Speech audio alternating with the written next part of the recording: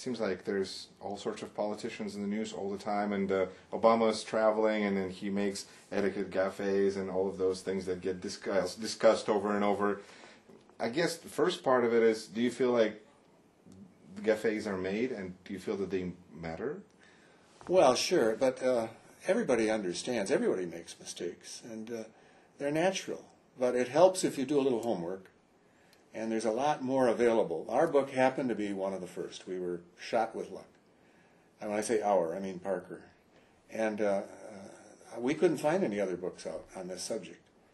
And we thought it was only going to appeal to a small cadre of American business people who traveled overseas. And they are the ones that submitted a lot of the stories on what to do and what not to do. So, but there's no excuse for someone going overseas not doing their homework. There are all kinds of resources which I can go into, but the library has them, and it helps to simply do a little homework. And then once you get over there, people are understanding. They know when you've done something that's embarrassing, as long as you don't commit a major fault, like undignified comment about their religion or their language or their culture or whatever. I think you've had more experience than I've had in that regard. Have you? You have. In what sense? Isn't your background Russian? Right. Okay. See, I know nothing about Russia. I've never been there. We couldn't sell our pens into Russia. So I wouldn't know. See, and that's ironic, because growing up in Russia, Parker pen was one of the brand names that I knew. Yeah. It was associated with a nice pen, you know. Yeah. That's a Parker pen. Right. Or like Xerox. Yeah. So there's a couple of brands that had that cross-cultural Well, that was my bridge to the subject.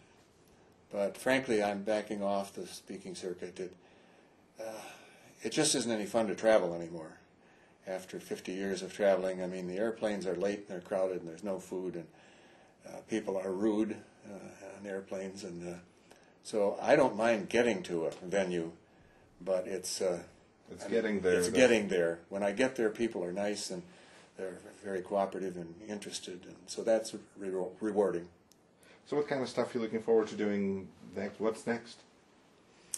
Well, I'm... a lot of golf? Well, no. Well, I'm very poor at golf, but I will play a lot of poor golf. That's one thing. Well, one thing led to another. When I retired from Parker, Governor Tony Earl called me. I had been on a statewide committee that had presented something to him, and he remembered. He said, "You're retired now." He said, "I'd like you to come to work for me." And I said, "What?" And he said, "Well, I need someone to advise me on international business." I said, "Well, you're a Democrat." And I'm not a Democrat. I don't know if I can do that. Well, think about it. So I happened to know Tommy Thompson in those days. He was a assemblyman. And I went to a couple of Governor Knowles and a couple of others and said, should I go to work for Tony Earl? They said, yeah, you have to. When the governor asks you to do something, you have to do it. And it's in a non-sensitive area, which is international business. So I went to work for him on a part-time job, $1 a year. Because I told him, I said, I can't get paid doing this. I'm retired, and all of my Republican friends would be upset with me. So I worked with him for a year, and then he ran again for governor, and he lost. And I thought, well, that ruins my political career. I never wanted to run for office. Well, that was fun. Yeah, okay. I never wanted to run for office. And lo and behold, Tommy Thompson called and said, will you keep doing the same thing for me? And I did for 9 years. And that led me into lots of different things. I would go to the airport and meet people for him, and I would help write speeches for him and this type of thing, and get involved in international business and encouraging medium and small-sized businesses to go overseas, etc. And then toward the end of it, he said, well, what do you want to do now? And I said, what do you want me to do? And he said, well, I think you'd be good on the Board of Regents. And I had served on 2 commissions involving the university for him. And I had come to know something about the university and have the greatest respect for it. I'm a graduate of the University of Wisconsin. I don't have a master's degree. You're going to get yours next year.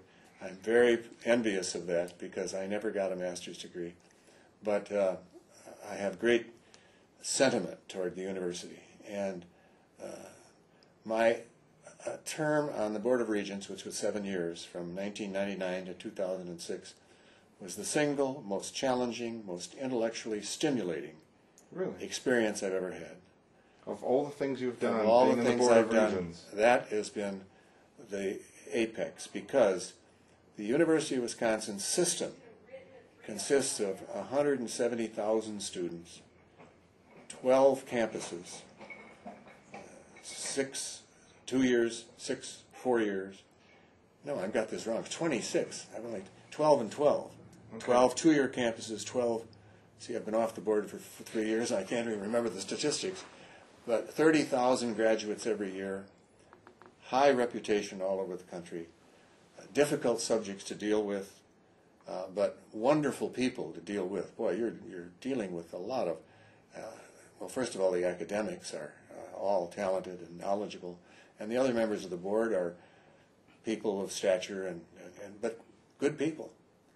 So that's been certainly the highlight. Roger, thank you so much for your time. Good luck to you with everything, and thank you for being in Janesville. Thank you for being a great listener. Thank you.